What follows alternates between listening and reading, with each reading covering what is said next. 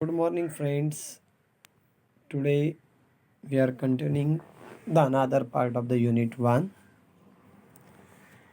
In the last lecture, we already studied the different types of the free energy. There was one Helmholtz free energy and another was the Gibbs free energy. And also we have studied the variation of this Gibbs free energy with the temperature and the pressure. In the continuation with this topic, now we have to derive Gibbs-Helmholtz equation. Gibbs and Helmholtz, these two are the scientists which derived a relation between the free energy change, that is the delta G, enthalpy change delta H, and rate of change of free energy with the temperature at constant pressure. That is, in the square bracket that is shown, delta in bracket delta G upon delta T at a constant P. This relationship is known as Gibbs-Helmholtz equation. This relationship is basically known as the Gibbs-Helmholtz equation. Where it is used? It is used in the calculation of these parameters. Delta H, that is a change in enthalpy. Then the second parameter is the delta E, which is nothing but a change in internal energy, and delta S, that is a change in entropy, etc. We already know and we already studied that Gibbs free energy. That Gibbs free energy is nothing but G is equal to H minus Ts. This is the equation number 1. For the small change, or say for the infinitesimal change in each property, the above equation becomes delta G is equal to delta H minus T delta S minus S dP. S dt, because first of all, when the two quantities are there and when taking the derivation, at that time we have to take derivation of the one quantity, then the another will be the constant. Same here, T is constant, we are differentiating the S, and then S is constant, we are differentiating the temperature. But we know that enthalpy is nothing but H is equal to E plus P into V. For small change, again this is given by delta H is equal to delta E plus P delta V plus V delta P. This is the equation number 4. From first law of thermodynamics, as all we know, delta E is given by the equation delta Q plus delta W. This is the equation number 5. For reversible change in the closed system, delta W is equal to minus P delta V, and delta Q reversible is equal to T delta S. On substituting equation number 6 in equation number 5, you will get another equation delta is equal to T delta S minus P delta V. This is the equation number 7. On substituting equation number 7 in equation number 4, we will get another equation, that is nothing but delta H is equal to delta H is equal to T delta S minus P delta V plus P delta V plus V delta P. This is the equation number 8. Then on substituting equation number 8 in the equation number 2, we will get T delta G is equal to T delta S minus P delta V plus P delta V plus V delta P minus T delta S minus H dt. Then the similar term will get cancelled, and then delta G is equal to V dP minus H dt. I think so we have seen this equation already. Now here the pressure is constant. At constant pressure, what will be there? Delta P is equal to 0. Therefore delta G is equal to minus H dt. Now we have to consider the two states. One will be the final initial state and another one will be the final state. Then it can be written. Then the equation number 10 can be written as delta G1 is equal to minus S1 dt and delta G2 is equal to minus S2 dt. Then therefore delta G2 minus delta G1 is equal to minus S2 dt plus S1 dt. Delta G2 minus G1, delta will be the constant, that D will be, we can take outside the bracket. Then in the bracket what will left? G2 minus G1 is equal to minus in bracket S2 minus S1 dt. Therefore that G2 minus G1 become the delta G and S2 minus S1 become the delta S. Therefore d delta G is equal to minus delta S dt. Then again we have to consider at constant pressure what will happen. We have to take d to one side, means d delta G upon delta T at constant P is equal to minus delta S, but delta G is equal to delta H minus T delta S, therefore minus delta S is equal to delta G minus delta S. Minus delta S is equal to delta G minus delta H. This is the equation number. Here make the correction that delta A minus delta S is equal to delta G minus delta H divided by T. From equation number 13 and 14, you can compare that minus delta S and minus delta S. Delta G minus delta H upon T is equal to delta in bracket delta G upon delta T at constant P. Therefore, delta G is equal to delta H plus T will be there. T in bracket delta into delta G upon delta T at constant P. This equation is known as the Gibbs-Helmholtz equation, and this term, the square bracket term delta in bracket delta G upon delta T at constant P is called as the temperature coefficient of the free energy change. See where I said, then again we will go through this equation. First of all, we have considered that Gibbs free energy is given by the equation G is equal to H minus Ts. Then for small change we have differentiated that equation. Then we got this second equation delta G is equal to delta H minus T delta S minus H d delta T.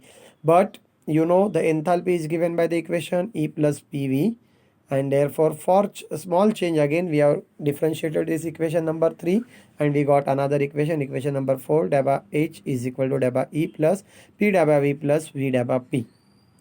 In the next step, we have seen that the first law of thermodynamics, we know change in internal energy is given by the equation delta E is equal to delta Q plus delta W. For reversible change in the closed system, delta W is given by the minus P delta V, and whereas the delta Q reversible is given by the equation T delta S. Then on substituting this equation in equation number 5, what we will get? Delta E is equal to T delta S minus P delta V. On substituting equation number 7 in the equation number 4, we will get delta H is equal to T delta S minus P delta V plus P delta V plus V dP. This is the equation number 8. On substituting equation number 8 in the equation number 2, we will get delta G is equal to T delta S minus P delta V plus P delta V plus V delta P minus T delta S minus H dt.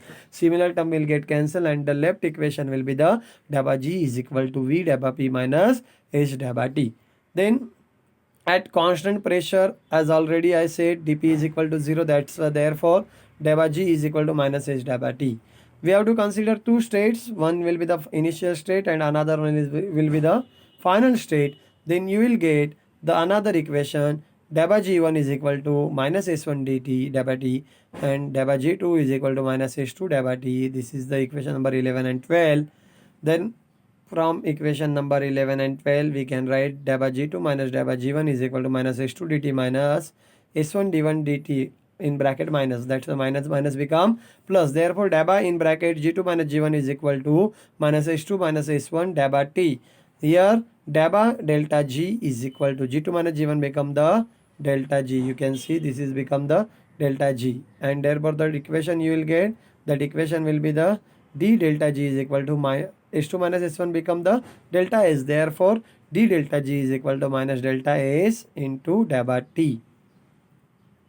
At constant pressure now, we can take this differentiated derivative terms to the one side, means delta in bracket delta G upon delta T at constant P is equal to minus delta S.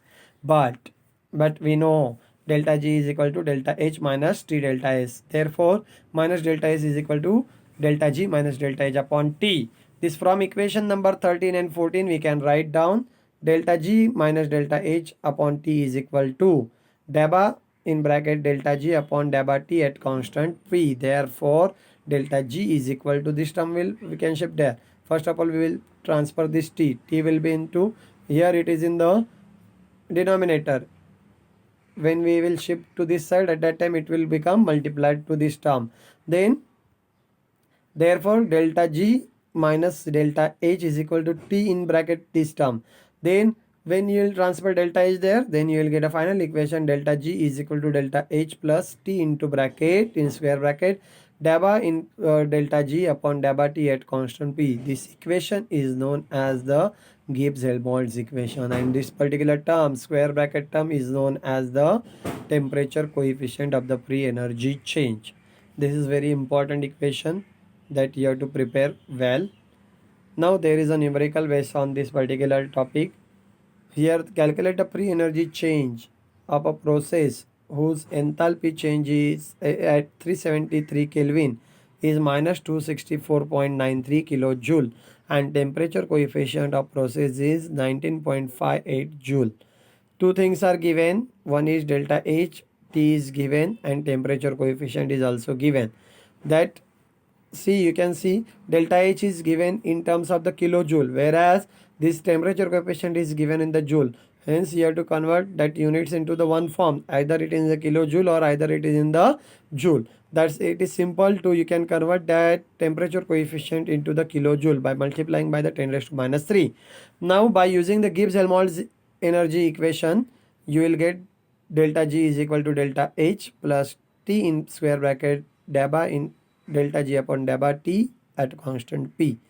We know the value of the delta H as well as we know the value of the temperature already given in the Kelvin, and we know the value of the temperature coefficient, means this square bracket term that is given in the joule. You can convert it into kilojoule. You have to multiply just by 10 raised to minus 3. The answer will be the delta G is equal to, by after multiplying these terms, you will get the minus 257 in 0.62 kilojoule. It is a very simple numerical. Another numerical we will try. See what is given in the numerical. You can see there the free energy change accompanying a given process is minus 19.21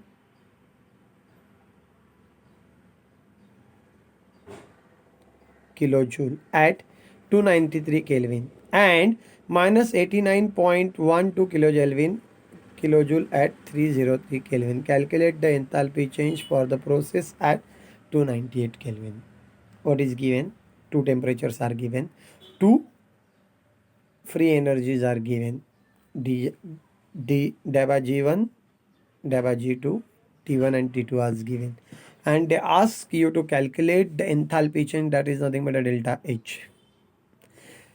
We know the Gibbs-Helmholtz free energy is given by the equation d delta G upon dt is nothing but a dG2 minus dG1 upon T2 minus T1. This equation you can use and you can calculate the temperature coefficient. Once you calculate the temperature coefficient, then you have to use the delta G value at 298 Kelvin may be taken as the average of dG values at 293 Kelvin and 303 Kelvin. Therefore, delta G is equal to G1 plus dG2 upon 2. These two values are there and you will get the delta G is equal to minus 19.166 kilojoule. Gibbs-Helmholtz equation, you know what is the Gibbs-Helmholtz equation? Delta G is equal to delta H plus T in bracket temperature coefficient. We have calculated temperature coefficient also. We got delta G. Now it is very easy to calculate the delta H. Then you can rearrange the equation and you can substitute the values. You have to write Gibbs-Helmholtz equation very properly because 1 marks is there. Here it is not written, but you have to write the Gibbs-Helmholtz equation. Gibbs-Helmholtz equation is nothing but a delta G is equal to delta H plus T into delta S.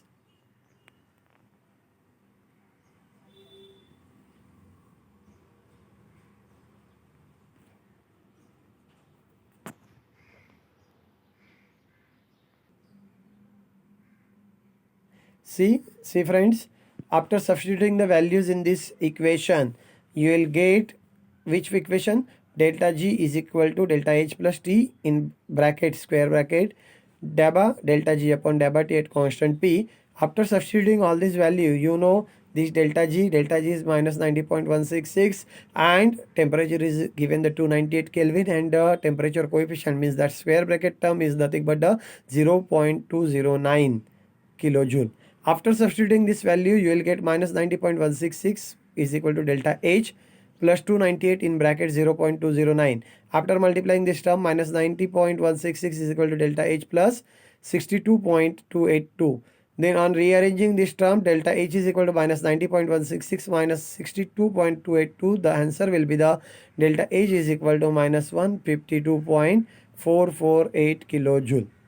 These numericals are very simple. It is a compulsory numerical. It comes for the 5 marks.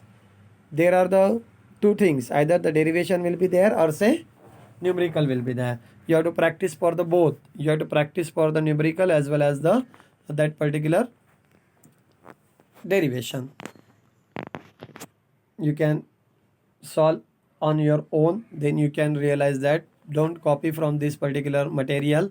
You can try at your own notebook, take this question and try to solve without taking any help. These two numericals are very simple one. First was very simple.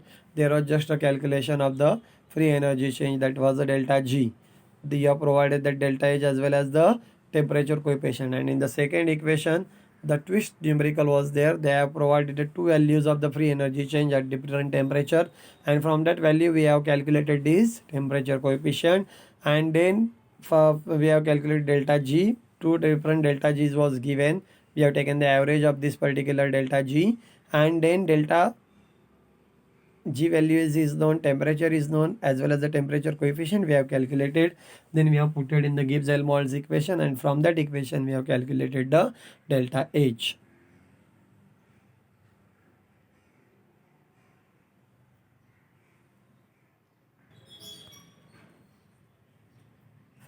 In the FY, we already studied the two types of the properties. One is the intensive property and another one is the extensive properties. Intensive property which do not depend upon the amount of the matter, whereas the extensive properties are nothing but the depend on the amount of the matter. Here now we have to explain the partial molar property. Next concept is the partial molar property. It is also known as we have to study the thermodynamics of the open system. Now we know the thermodynamic functions are different one, like the internal energy, free energy, enthalpy. These are the extensive properties. These properties are affected by three parameters such as the pressure, volume and temperature. Thus the thermodynamic function become a function of several variables. Now we have to consider an open system. Consider the open system of ith constituent. It has ith constituents, that is, let n1, n2, n3 up to the ni be the number of moles of constituents 1, 2, 3 up to the I present in the system. Let x denotes extensive property of a systems or thermodynamic function. That is, x is the function of temperature, pressure and amount of constituents present. Then x is given by, now x will be become, here this one will be the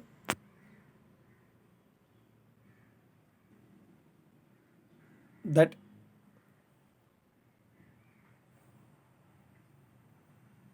x will nothing but that depend upon this pressure, temperature and the number of constituents.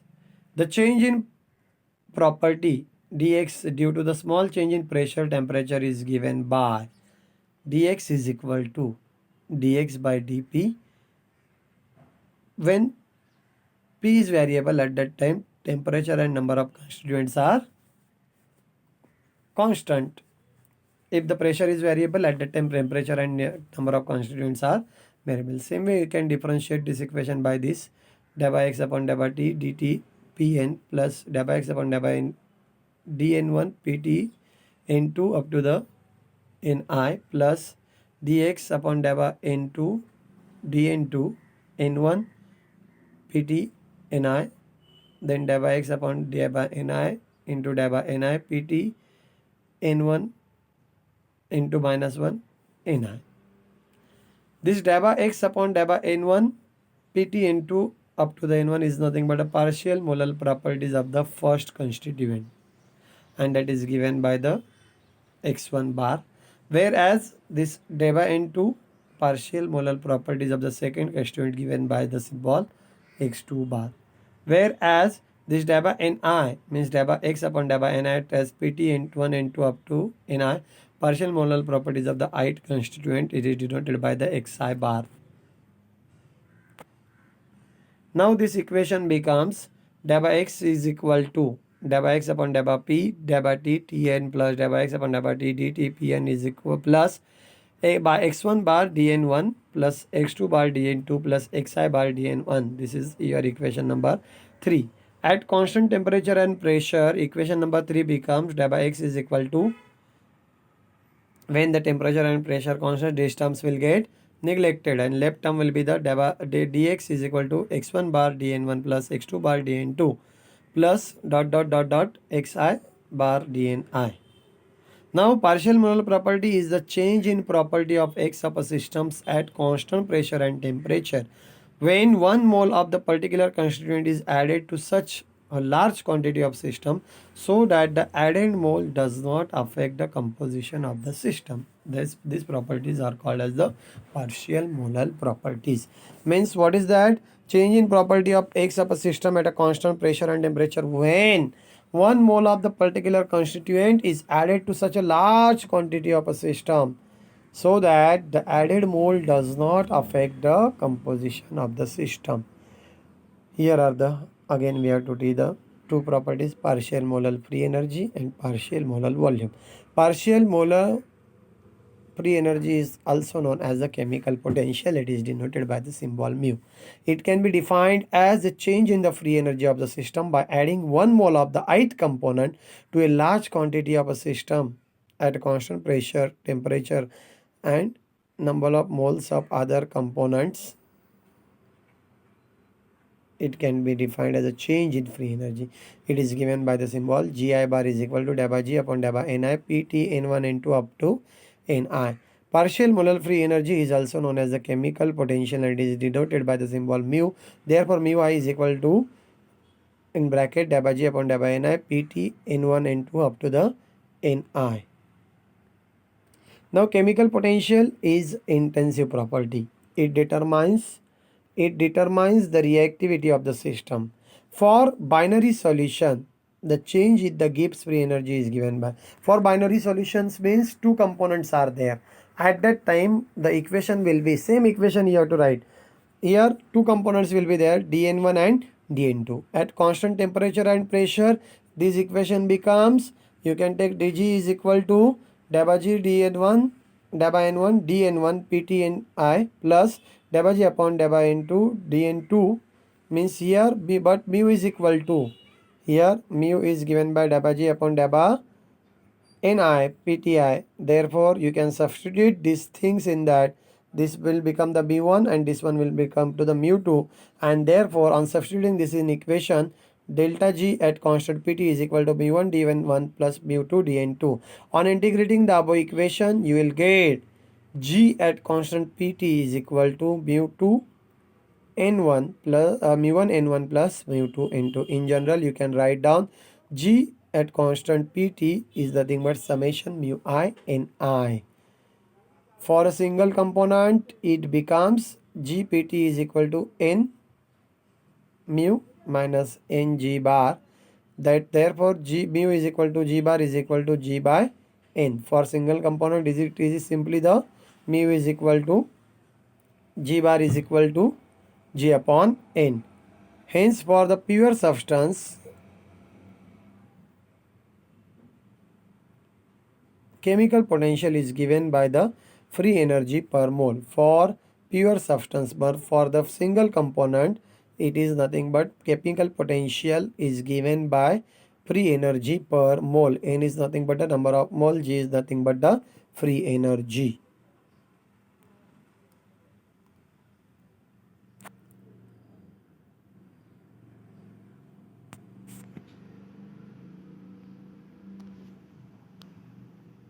Now we have to see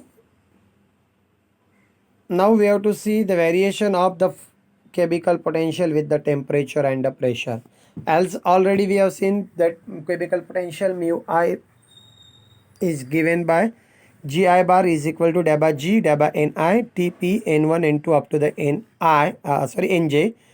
Then on differentiating the equation number 1 with respect to temperature at constant pressure, what we will do, first of all we will differentiate this equation with respect to the temperature at constant pressure. You can see d mu I upon delta T at constant P N I. Here P should be there, instead of T there should be the P. You will get delta square G upon delta T into delta Ni P Nj. This is equation number 2. We know delta G is equal to AdP minus HDT at constant pressure. Dg is equal to minus HDT. Dg by dt is equal to minus A. On differentiating equation number this particular 3 with respect to Ni at constant P T Nj, we get minus delta S upon delta Ni Pt Nj is equal to delta square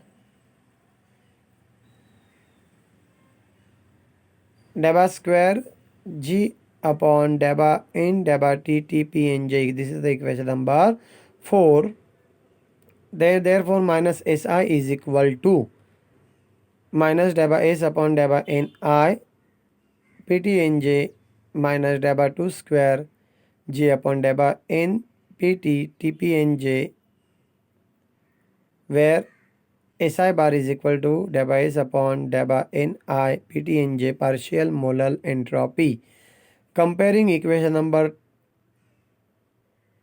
2 and equation number 5, you will get delta mu I upon delta T at constant pressure and Ni is equal to minus Si. This equation shows that the change in chemical potential of ith constituent with temperature at constant pressure equals to the partial molar entropy of the ith constituent. What we are doing, you are getting this particular, we have to see the variation of this particular chemical potential. First of all, we are in the partial molar free energy, that is nothing but a chemical potential. And how the chemical potential is related with the partial molar entropy, we have to differentiate that particular chemical potential with this chemical potential. We have to differentiate chemical potential with respect to temperature at constant pressure. You will get the new equation which will gives you the final equation is delta mu I upon delta T at constant pressure and Ni is equal to minus Si. Si, that is nothing but the entropy. I think so you got this part.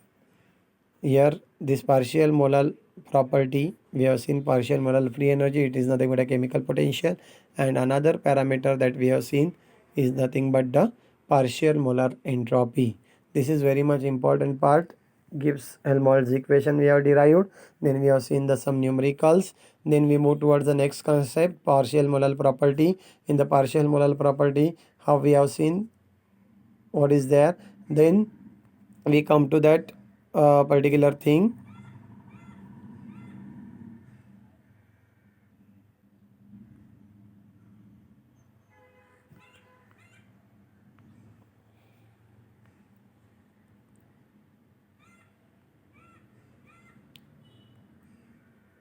We have seen this variation of the chemical potential. You have to remember this for the MCQ purpose. It is very much important. Partial molar free energy is also called as the chemical potential. Okay, it is defined as the change in the free energy of the system by adding the 1 mole of the ith component to the large quantity of systems at a constant pressure, temperature and number of moles of other component. Then how it is given, that we already seen. You have to remember this. Then we have seen that particular variation of the chemical potential with pressure and temperature. Please go through this derivation, and if you have any doubt, you are free, welcome, and you are free to ask any doubt regarding this. You can ask on the Telegram or say a Google Classroom.